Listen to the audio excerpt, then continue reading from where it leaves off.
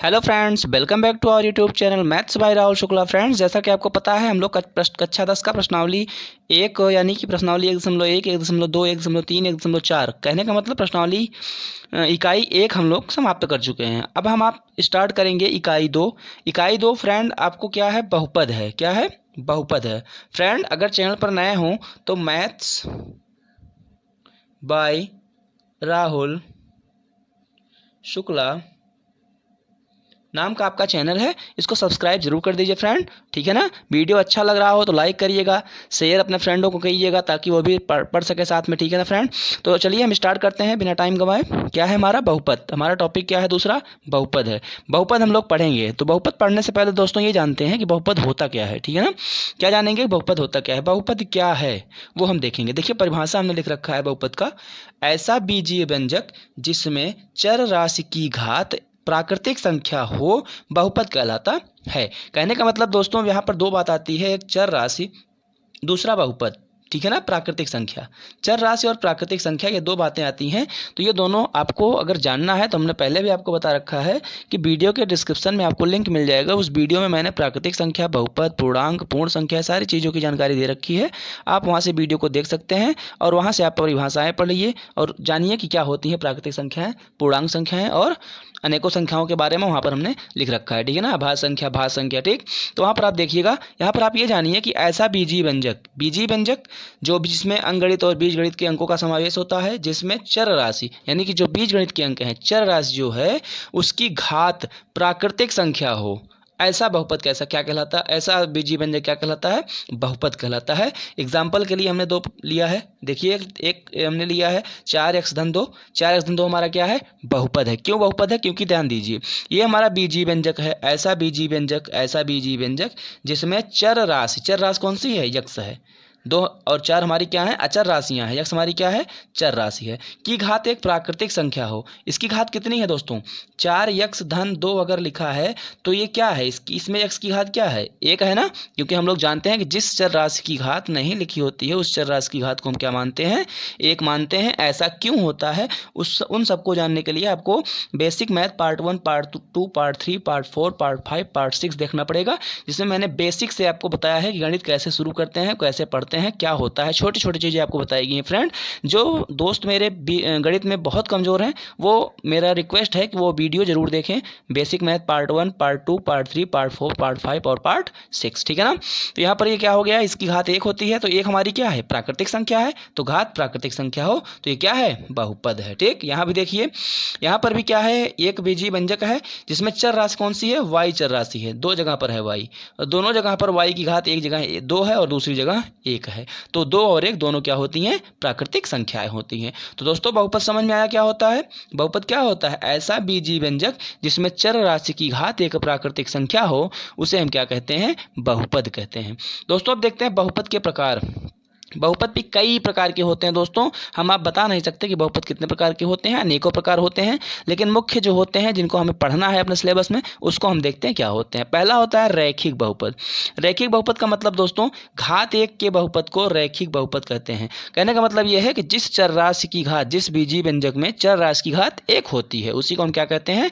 बीजीय व्यंजक, रैखिक बहुपद कहते हैं। जैसे हमारा 4x-2 हमारा क्या था? रैखिक बहुपद था। यहाँ भी हमने एक उदाहरण दे रखा है 2x-3। तो 2x-3 क्या है? रैखिक बहुपद है, क्योंकि इसमें चर राशि की घात कितनी है? 1 है। तो घात 1 के बहुपद को रैखिक बहुपद कहा जाता है। ठीक है ना? तो ये हो गया हमारा क्या? रैखिक बहुपद। अगला है दोस्तों हमारा द्विघात बहुपद। अब द्विघात बहुपद देखते हैं क्या होता है। द्विघात बहुपद क्या होता है? घात 2 के बहुपद को द्विघात कहते हैं, द्विघात बहुपद कहते हैं। ठीक है ना?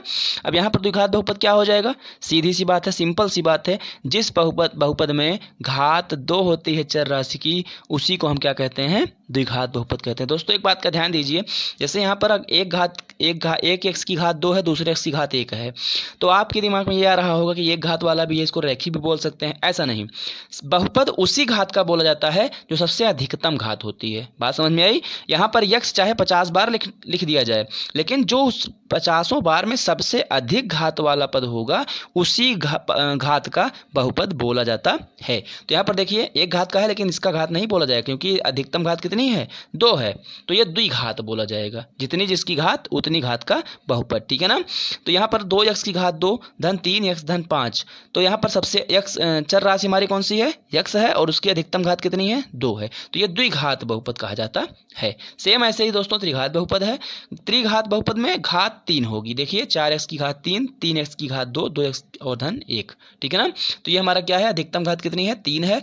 अब यहाँ पर हो जाएगा इसकी कैसा बहुपद, त्रिघात बहुपद। दोस्तों इसी के साथ घातें अगर बढ़ती जाएंगी तो हमारा बहुपद का नाम भी बढ़ता जाएगा। त्रिघात 3 घात रहेगा तो त्रिघात बहुपद, 4 घात रहेगी तो चतुर्घात बहुपद, 5 घात रहेगी तो पंचघात बहुपद। इस प्रकार से बहुपद हमारा आगे बढ़ता चला जाता है। दोस्तों दूसरे संदर्भ में भी बहुपद होता है, एक पदी बहुपद, द्विपदी बहुपद, तीन पदी बहुपद, चार पदी बहुपद। पदी पदी का मतलब जितने पद होंगे। जैसे यहाँ पर देखिए 2x धन 3 है ना, 2x धन 3 अगर हमने कोई मान ले रखा है तो ये कै पदी हो जाएगा, ये एक पद यहाँ हो गया और एक पद यहाँ हो गया, 2 पदी हो जाएगा।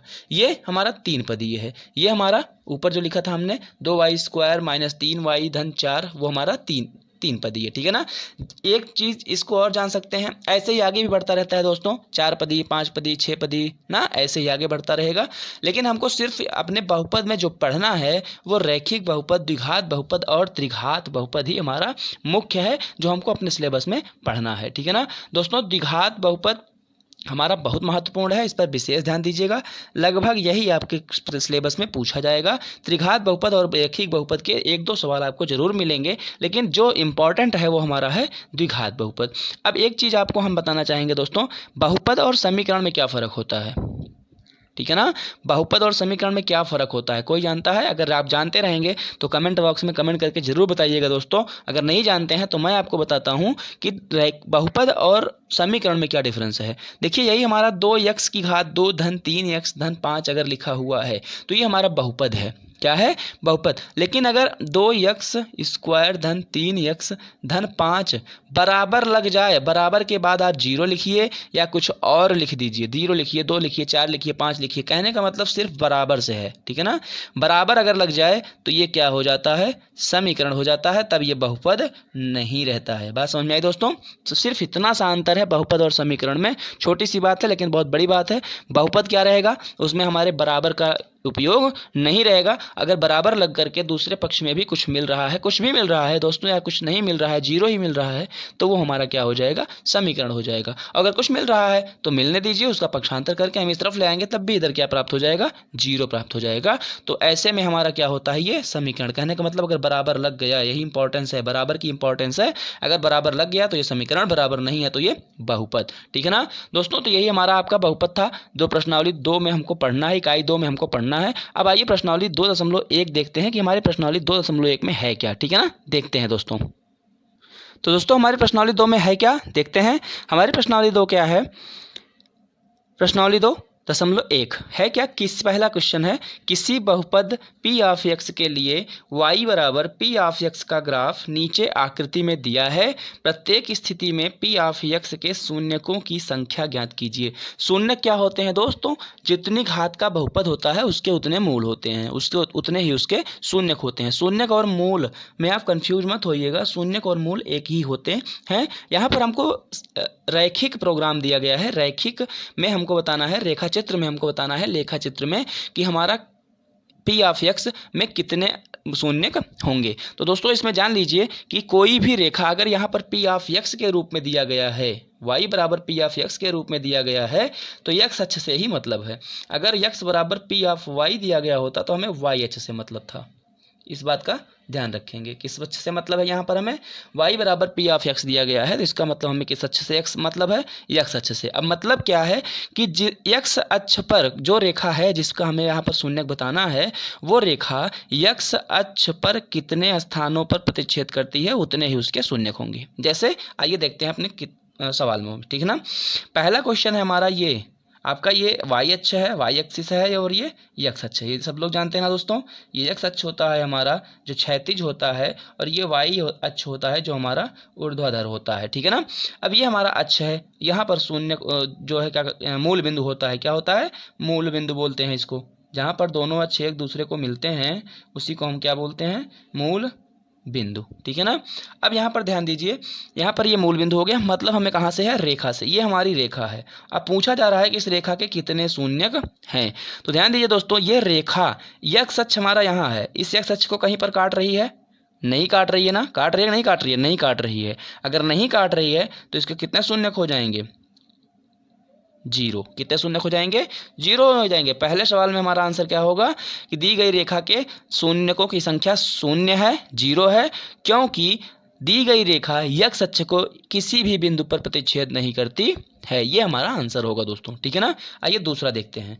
हमारा ये एक्स अक्ष, ये वाई अक्ष, ये मूल बिंदु, अब ये हमारी रेखा है, ये एक रेखा यहाँ से गई, यहाँ से यहाँ चली गई। अब यहाँ पर इसमें ध्यान से देखिए कि यह रेखा जो है वो एक्स अक्ष को कितने स्थानों पर काट रही है। दोस्तों एक्स अक्ष हमारा ये है, इस पर सिर्फ यहाँ पर काट रही है, यहीं पर काट रही है ना, तो इसके कितने शून्यक होंगे, कितने शून्यक होंगे,